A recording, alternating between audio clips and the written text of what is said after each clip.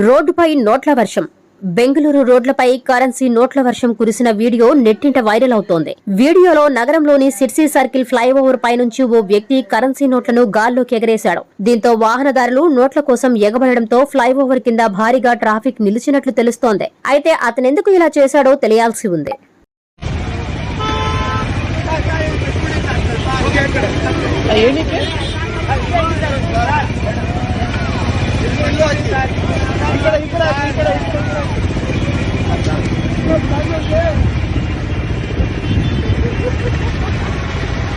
ఏంటి